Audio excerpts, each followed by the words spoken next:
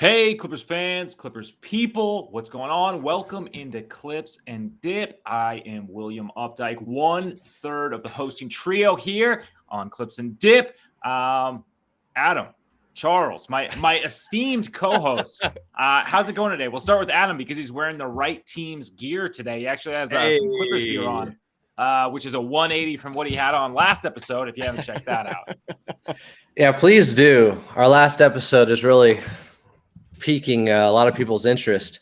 It seems like a big time rating spike for us.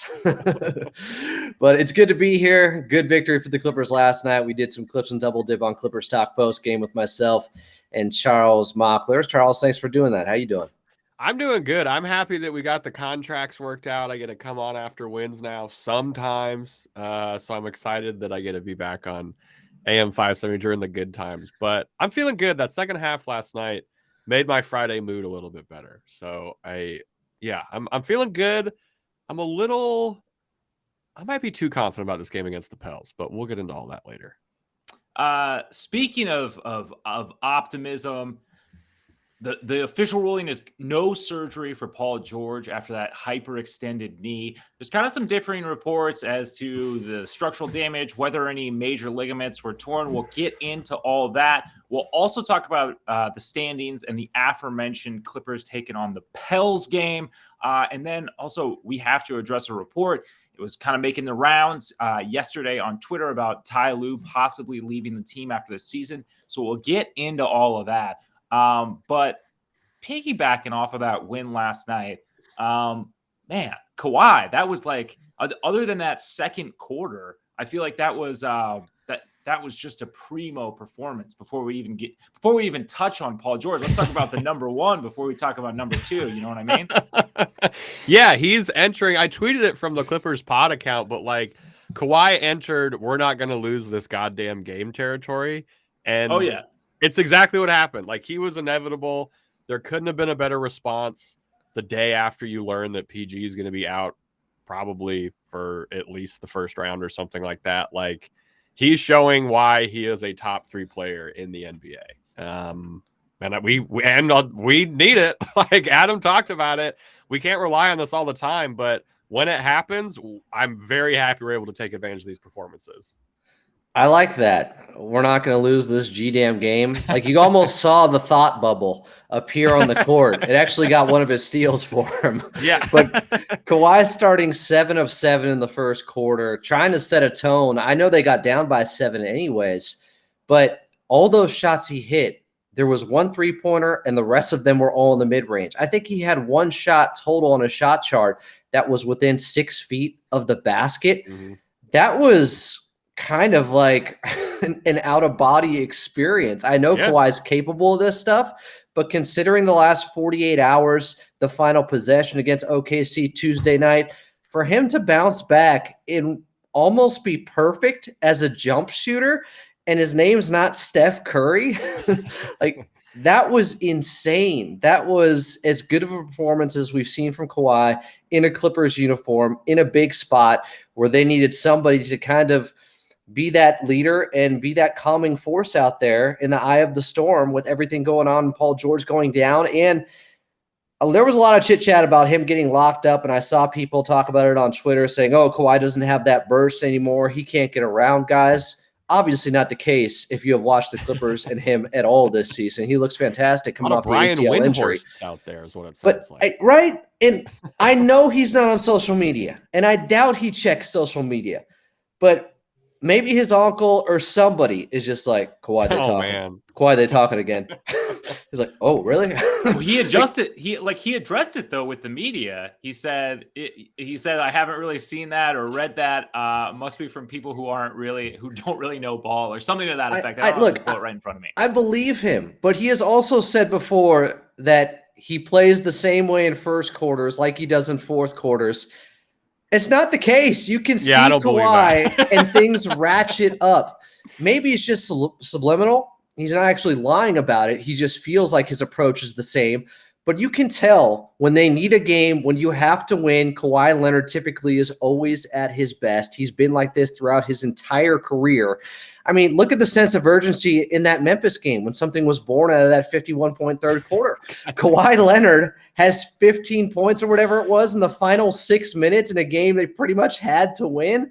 Like, something changes for him. Something clicks in when it feels like must-win territory. And tonight felt like one of those games. Or last night. And 4 steals. He's guarding the best player on the team.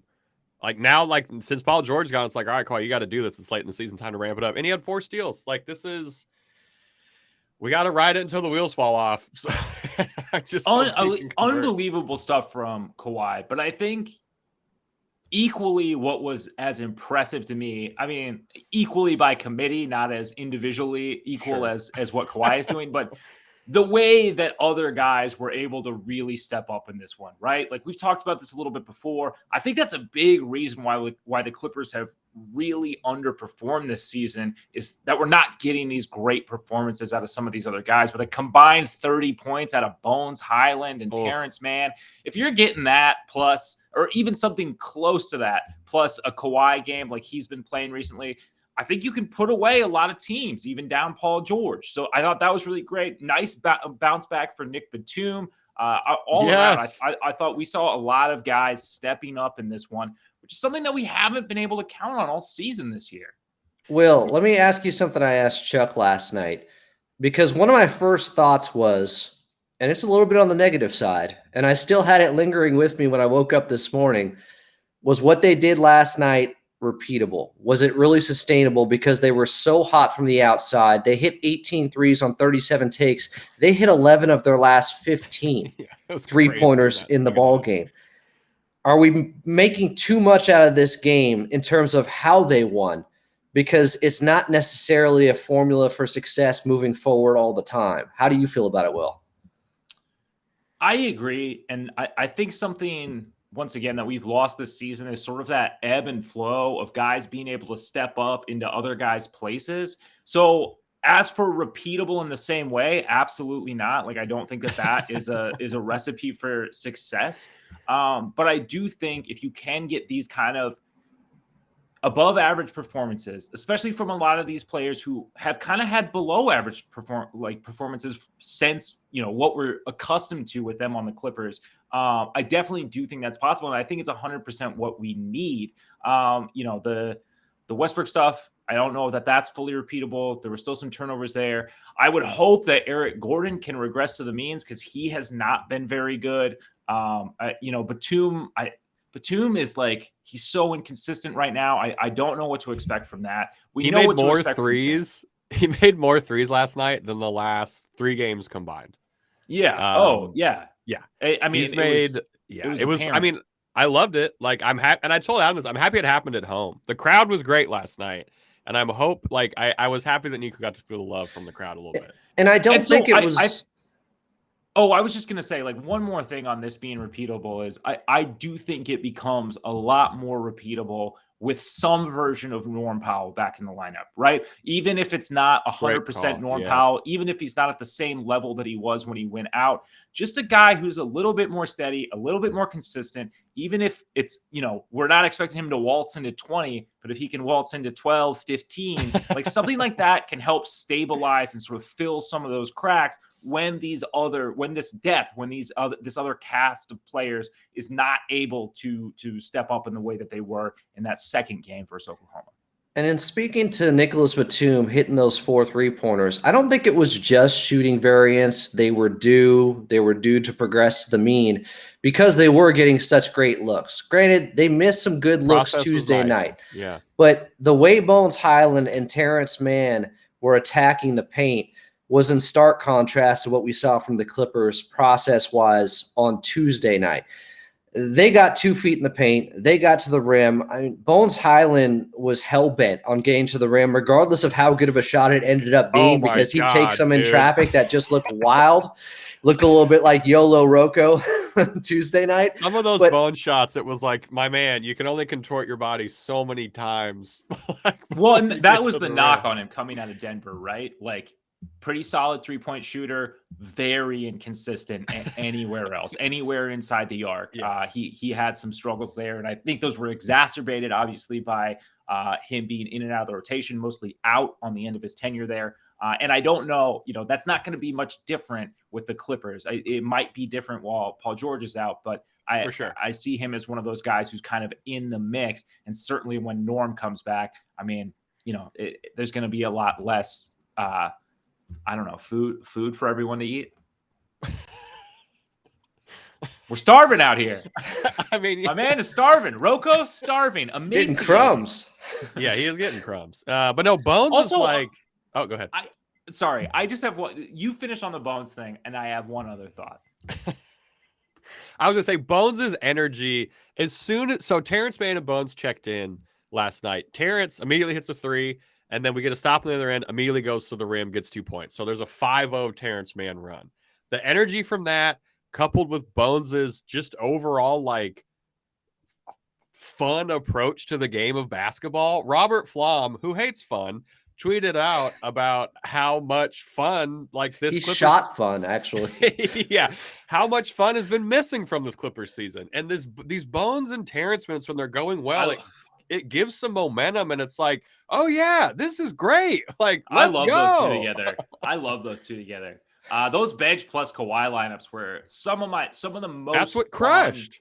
Yeah, some of the most fun, just even on court experience. I forget the numbers and like that it was actually very like effective at points. But just the on court product I thought was some of the most fun Clippers basketball we've watched to this point.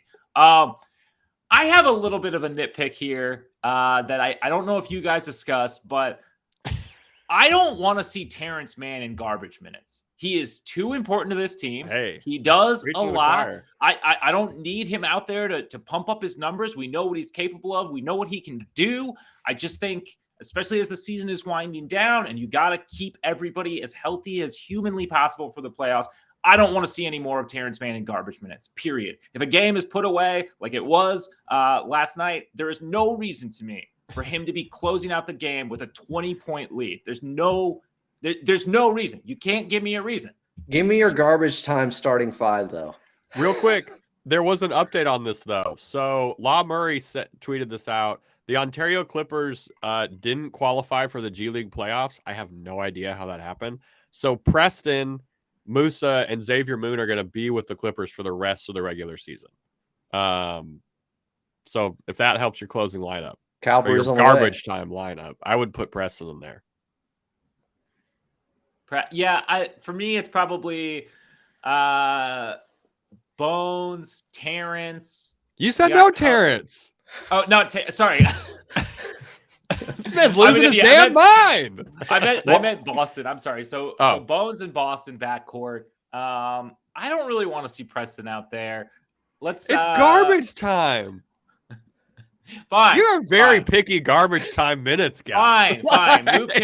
Move Terrence to the 3. You can have Preston. Not Terrence. God, what is wrong with me? Are you guys both drinking right now, by the way? I saw you guys. I've had a sip. Okay, just so the listeners know and the viewers know, it's 8 a.m. while we recorded this, and these guys are both drinking. It is ridiculously unprofessional to be podcasting right now under the influence. I'm kidding. Okay, it's like 4 o'clock. Garbage time 5. Preston, Bones, Boston, Rocco, Mason. I mean, that's probably what it'll be. I do like the idea of Brandon Boston Jr. and Bones Highland being in the backcourt, because that would be the lightest backcourt of any team. I think that if you took the 2 guards combined weight, that would be the teeter-totter? That would be the lightest backcourt in the entire league. Kevin Durant still couldn't bench it. Yeah, very true. No, Adam, what's your garbage lineup? I don't do garbage lineups. No. Coach Osland is like, we're playing our starters. I know, what an a-hole. I like what you went with for the most part. That's fine. It's not that meaningful to me. You want to get young guys run in those minutes, even when they're insignificant. I agree with you. Terrence Mann is too important. Hopefully, he inches closer and closer to getting back to 30 minutes. He played 27. last night, and he was awesome. He and Bones were plus 32. Batum was a plus 34 out there.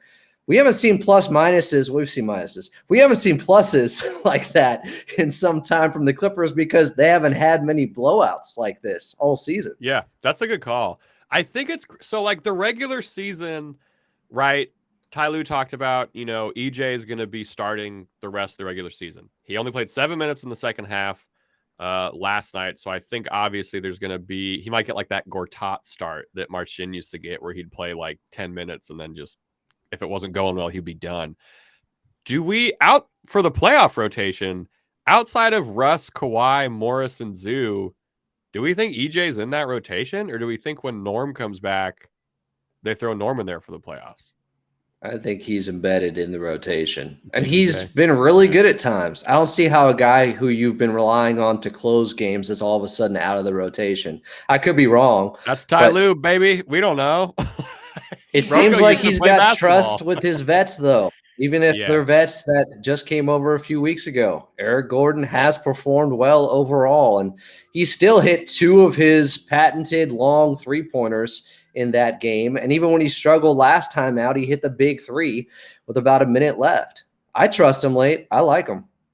All right. He has been a rougher fit with the starting lineup than I would have thought, but very small sample size still. I'm hoping that can look a little bit better. He got wrecked a couple times going to the basket. Yeah, the starters really struggled in this game versus the Thunder, which makes sense, right? Like first lineup with like no PG, that kind of thing. Like I think it makes sense to struggle. The Pels are going to be a good test for that. Yeah. Did anyone? So should we talk PG? Yeah, I wanted to ask. I couldn't find the clip, but it's been reported that PG coming back for the first round would be optimistic, which I think we can all agree with that, right? Like, I don't think it's honestly. Both these reports come from Andrew Grive, who I trust. Shout out Andrew Grive, fantastic. Love Andrew Grive. He's my guy.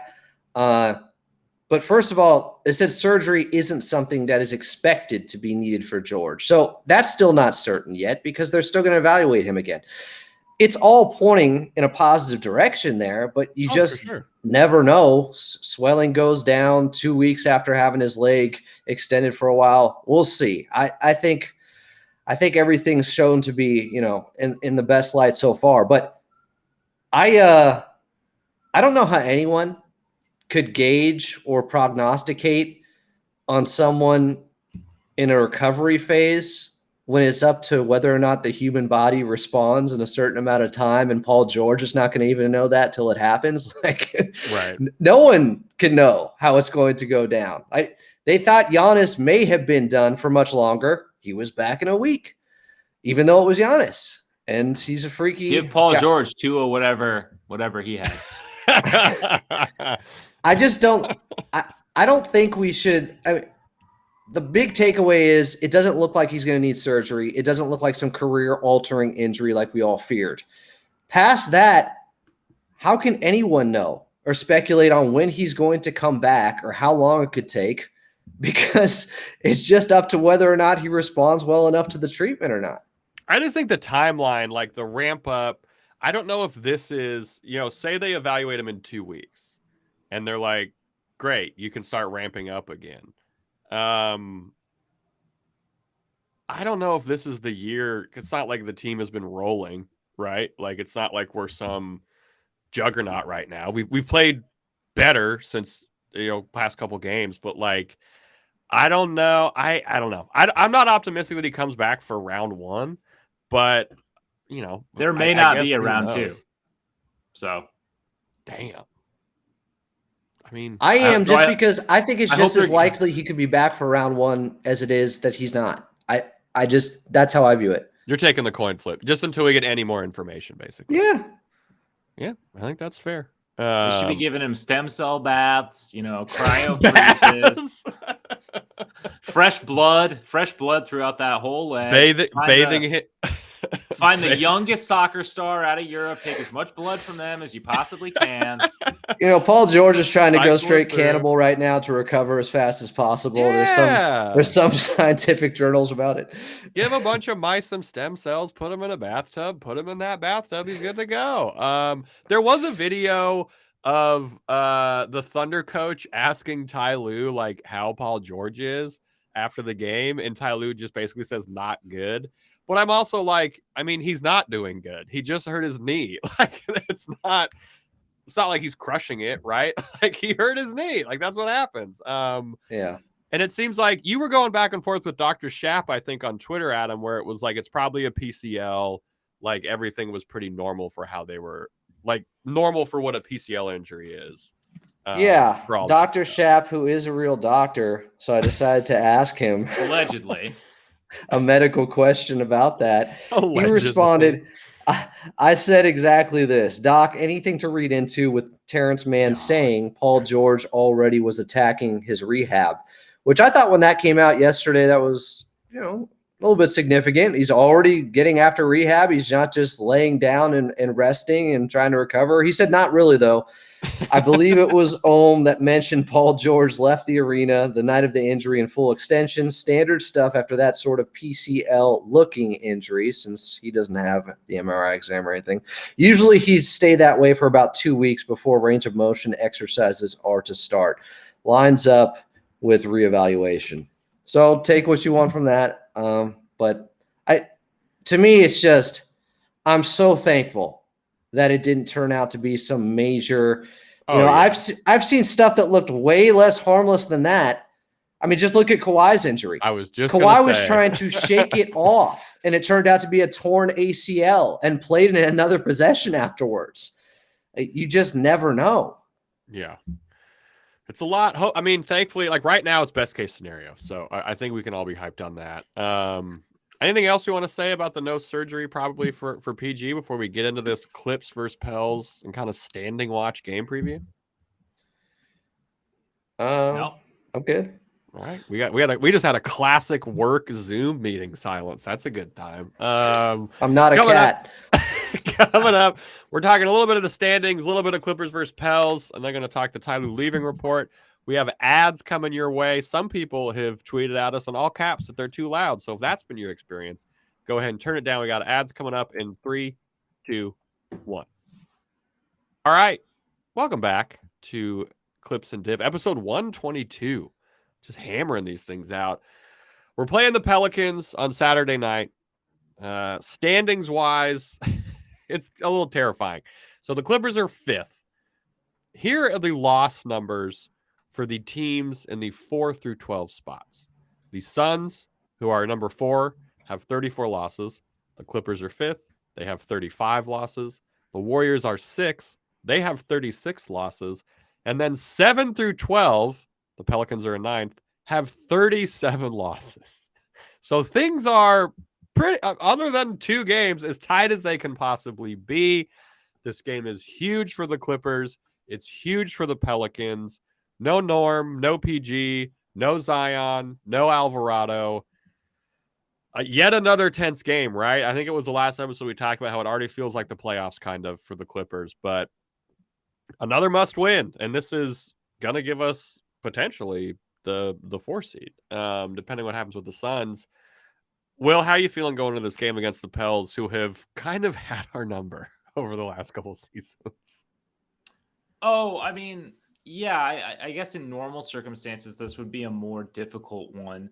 I'm liking our odds in this one.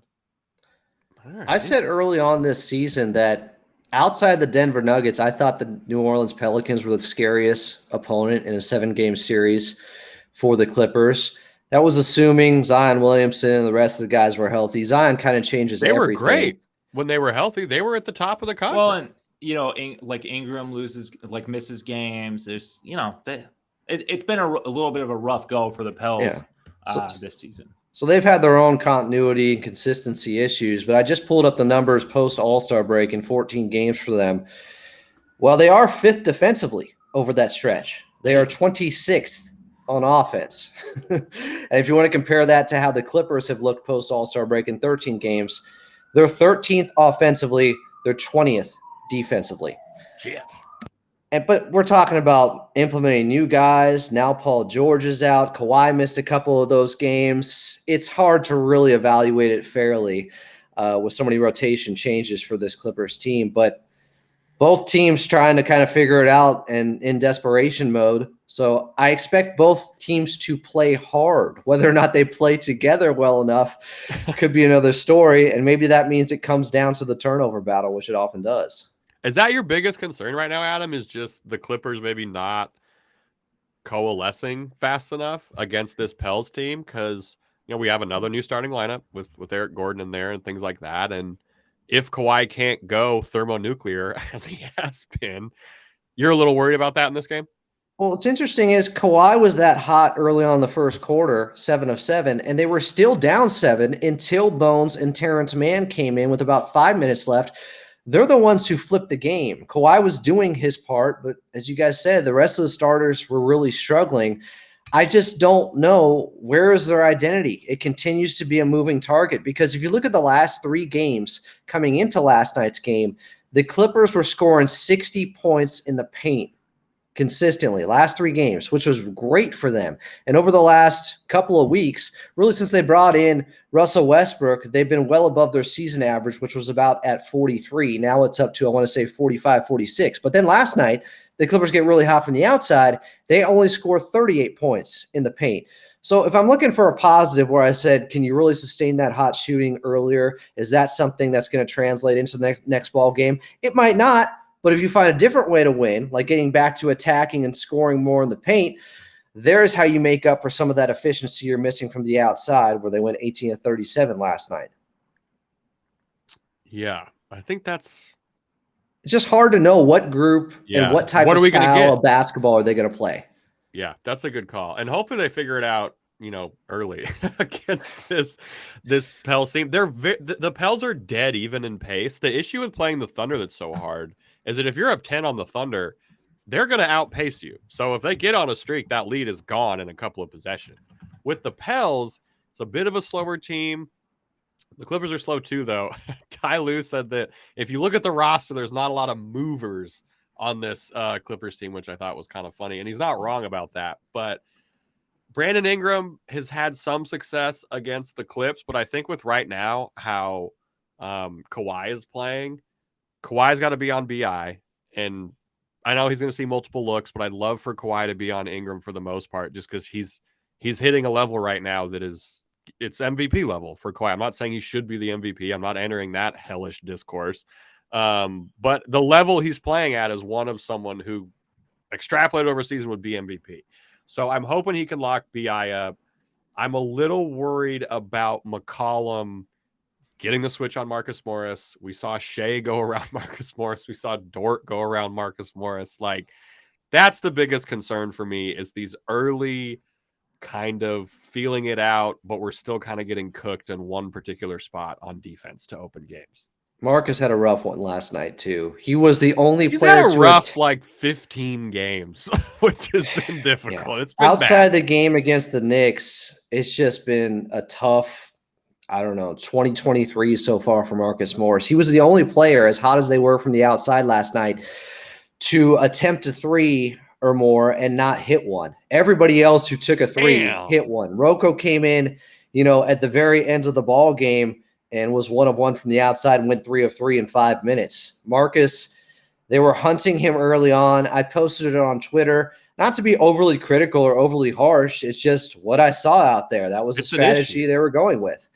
And his movement just hasn't looked the same as it did early on this season, where I think a lot of people were pleasantly surprised with how good he looked. He took that knock on the rib, and it just hasn't been the same. That could be also, I'm pretty sure that Rocco has hit as many, if not more, 3s since the All-Star break than Marcus Morris, which, if you've been watching the Clippers, minutes-wise, is pretty incredible. Yeah, we're talking like a quarter of the minutes at most as Marcus has played. Yeah, it's not going to be ideal. Will, what are you looking for from the Clippers in this game against the Pels? You're muted. Sorry about that. You're fully muted. Just sort of the same thing as we saw last game, just other guys being able to kind of step up and fill that void. It's just we need some more help around Kawhi, especially considering he's likely still not going to be playing back-to-backs. Like every win that is not on a back-to-back, it is essentially a playoff game. So I want to see everybody kind of in that same spot again. And whether that's, Russ being the second leading scorer like he was, whether that's Terrence Mann going off, whether that's Gordon stepping up. I'm not even going to put Morris's name in there, but I hope, it can be a little bit better there. I'm not going to cross my fingers on that one. More of the same in that, like figuring out how to fill in these massive gaps while the Clippers are down, because the standings are still very close. We could move into 4, we could fall to 7. This is a Pelicans team that's really like they're fighting to hold on to that 10 spot. They're fighting to stay in the playoffs. They have the same. I think they're the same amount of games behind the 1 seed as the Thunder, who are also who are also going to be looking to get in there. And the Thunder have a significant amount of tiebreakers against a couple opponents in the league. So it's going to be interesting. It's going to just be interesting from that standpoint, because both teams really have a lot to lose in a way that I feel like you're not really seeing in games in March. Yeah, no, totally agree. I think these next 2 are especially important. The game Monday night against Chicago also, because after that, it's 2 games in Memphis without Paul George. And it's possible they drop both of those. So they need to get these next 2. Memphis has won 4 in a row. They're trying to stay above the Sacramento Kings in the 2 seed. They got a lot to play for too. You're getting everyone's best shot right now. There's just no holes in the schedule. Everybody is playing for something, it appears. At least who's left on the Clippers schedule. The Lakers are going to look much better by the time they take them on. We'll see what happens against the Phoenix Suns that last game, and the second to last game against the Portland Trailblazers may be a reprieve. Portland may have already shut down Damian Lillard by then. That could change a lot. But this next stretch over the next week, might just take the plane back with the Clippers, Will's pushing this agenda. Will's trying to push this agenda. A thing that is going to be... PG could start his rehab there in Portland. A little easier. A little cheaper. Is it cheaper? Is he paying for his own rehab? We're not the. It's not like the Wi-Fi on the Yankees planes or whatever it is. I don't think I would do that trade. By the way, I don't think that's a good trade. Save it for the offseason, boys. You guys know Dame doesn't play defense, right? I love Dame, and I love to have him as a third option. He shows up in the regular season, though, right? He would be the one Clipper out of 15 you check the last couple of years. I wouldn't go that strong with it. He had the abdominal. He had the abdominal injury. I get that. He's a small player. He's injured. I think, I don't know, whatever. Will loves that's a different discussion. I love Dame. He's my favorite non-Clipper. I'm just saying straight up for Paul George, I don't think I'm making that move. All right, back to the game that we have to play and not the makeup trade that we're going to argue about in a month after the season is over. So the Pels take the 9th most 2-point attempts in the league. They take the second to last 3-point attempts. We're going to need a big zoo night against Jonas. We're going to leave Jonas Valanciunas open on the perimeter. We've seen that bite us in the ass before against the Pels, but this is going to be kind of like, if the Clippers can't find their 3-point shot and just the way that the Pelicans play basketball, this is going to be kind of some, like, those people that want physical basketball back. This is the game for y'all, because it's going to be a lot of paint battles, a lot of mid-range stuff with Brandon Ingram too, but I'm really excited to see Zoo kind of go against Jonas. I think he shows up for this matchup. Zoo's due also. Just 6 points, 2 of 3 shooting. Wasn't getting that involved offensively because of all the 3 balls that were going up for the Clippers last night. Yeah. And he played 24 minutes. Yeah, he did. He did do a good job cleaning the glass, but he hasn't had, the games he had against Golden State and Toronto, he hasn't had a huge game lately. And even when he went 5 for 5 Tuesday night against OKC, he didn't play at all in the fourth quarter. So he could be due for a bounce back and playing more critical, meaningful minutes, and might be fresh and very much available for it. He's looked so much better lately. Yeah. Is there anything else we want to talk about with this game before we get into the surprise performer of the night picks? I think we got to give a shout out to Ty Lue's rotations against the Thunder. He did a really good job. He's been doing a good job of that lately. All the fears that I had about like the Russ stuff, if Russ isn't playing well, he's usually not in. He wasn't in for that run where it was just Kawhi in the bench. So like we need kind of everything to coalesce here with Ty Lue, but he's been good with his rotations lately. So I'm hoping he is a little stubborn, but I'm hoping I can keep up against this Pels team. I would give him a ton of credit for the move he made playing Kawhi Leonard all 12 minutes of the third and then to start the fourth quarter. I don't know what he got up to, if it was 16 or 18 straight minutes, because eventually the Clippers ran away with it. Yeah. But that hasn't happened all season long. He didn't want to give up on the momentum. I think they were up by about 10 heading into the fourth quarter, and they were able to extend their lead. And that was a stroke of genius from Coach Lue. Yeah, he played well. He played the whole first, like 7 minutes of the second, and then he came in. I feel like he came in maybe even earlier than normal in that second. Yeah, so shout out Ty Lue. You handle your business early in the fourth quarter, and Kawhi Leonard's going to have more time to sit and rest if you just put him away early on, and they did. Yeah, the Bones Highland to Russell Westbrook oop was fantastic. I hope we can see another kind of iteration like that against the Pelicans. The Pels give up a bunch of threes, so I think we're going to see a lot of threes from the Clippers. They don't give up a lot of twos, so hopefully the jump shot is there for the Clippers, and we keep kind of getting like good decision Russ. Because for the most part, it's been good decision Russ. There was one 3-pointer last night that was rough, but we ended up winning, so it wasn't a big deal. Will, I'm interested. What did you think of Bones Highland last night and what that could lead to? Is there anything more to take away than just a one-off type performance?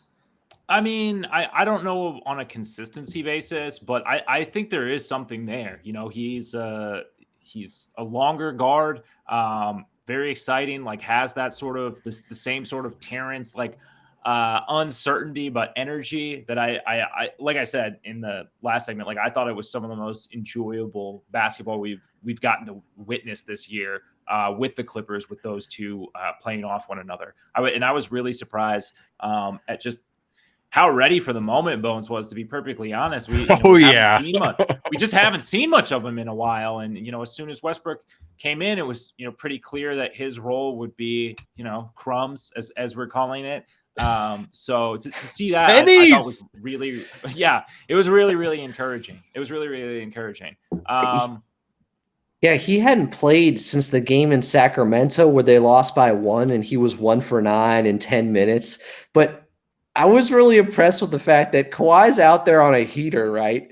And Bones comes in and he's not deferring to him all the time. Like, he's still taking his shots. Like they used to say about Austin Rivers, he had an irrational confidence about him. I don't know if that was something coined by Brian Seaman, but like you have to have that sometimes as young players just to believe in yourself. Of course. And Bones has it in spades.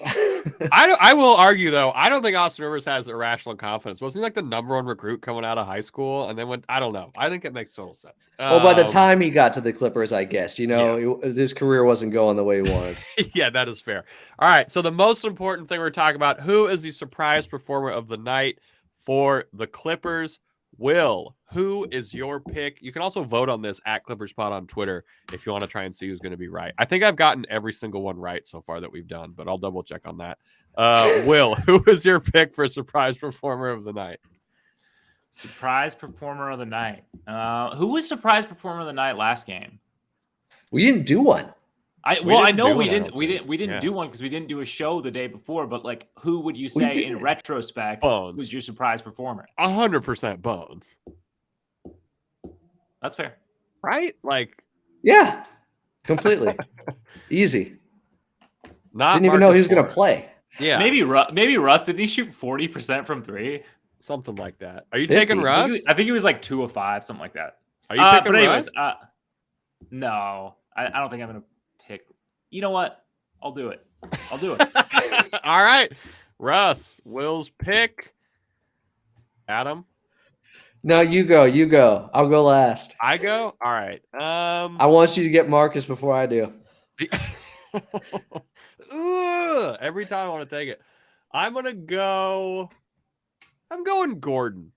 I think EJ is going to have That was my a runner good up. starting stint. I think he's going to play more than 7 minutes in the second half. They give up a lot of threes. If Eric Gordon can get hot early, I think he moseys into 16 points. All right, I'm going to take a risk here. I'm going for Rocco, as Will called him. Oh, Robert wow. Covington. I know he only played garbage time minutes last time out against OKC. He got more run, though, the game before that Tuesday night.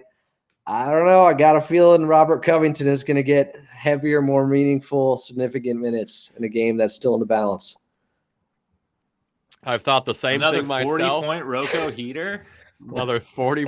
Is he going to break his own 3-point record?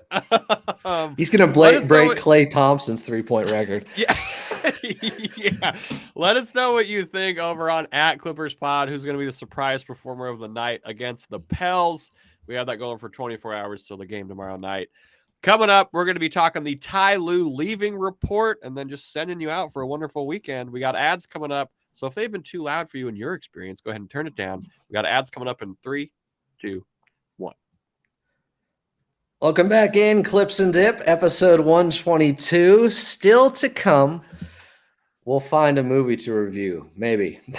But also, get to us on Twitter @ClippersPod. We're @ClippersPod on the YouTube channel, right? Or this will be up on.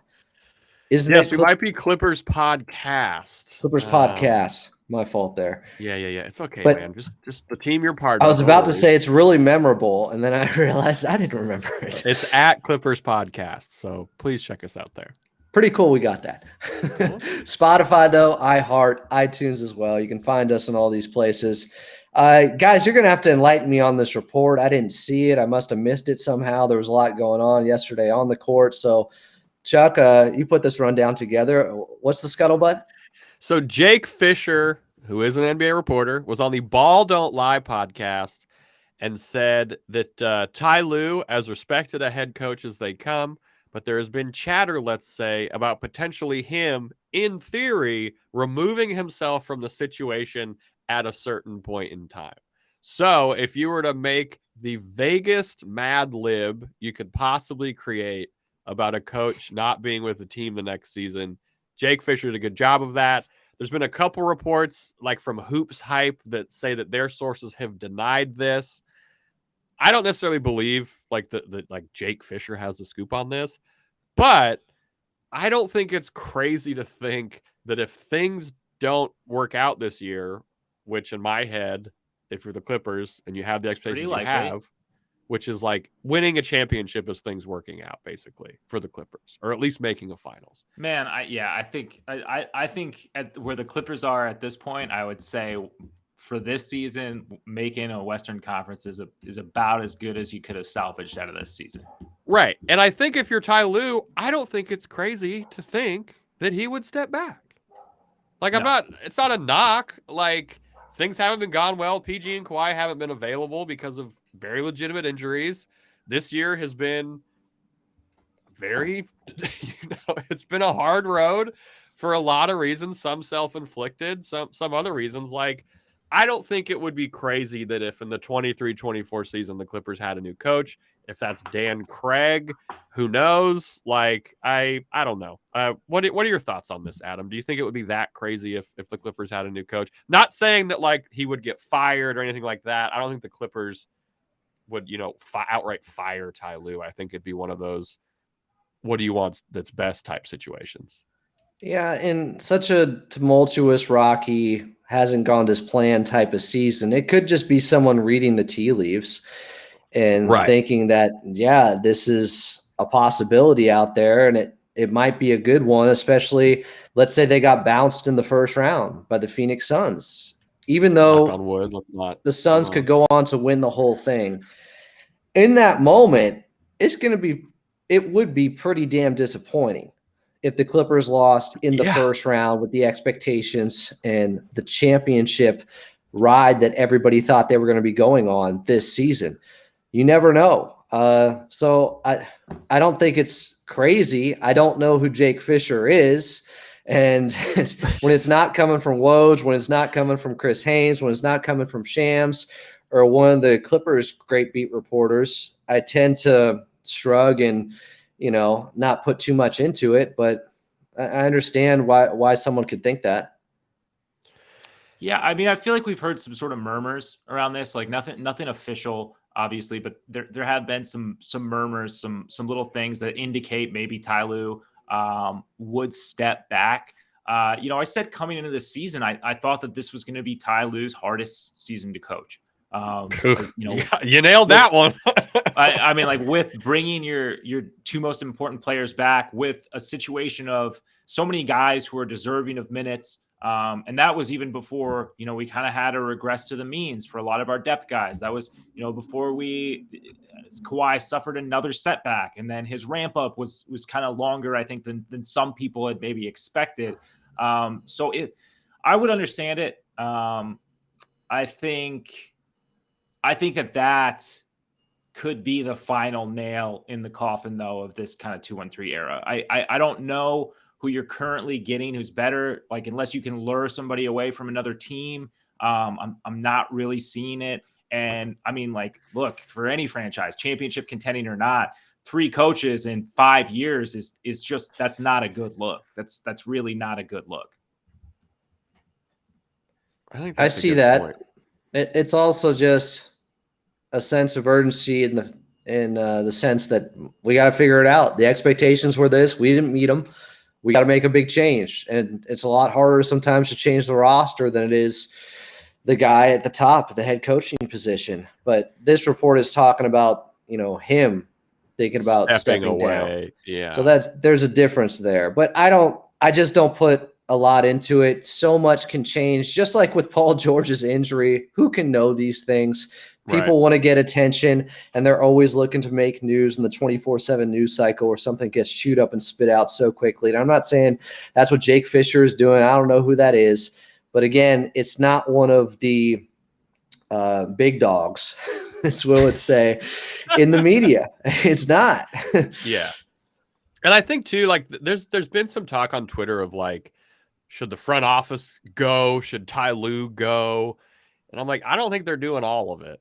Right? Like, I don't think the Clippers are like, let's get a new front office and a new head coach as we still have PG and Kawhi under contract and things like that. I think the front office has bought their time a little bit more just because, you get Kawhi and PG. I think the front office just buys some more times with that. But a lot remains to be seen.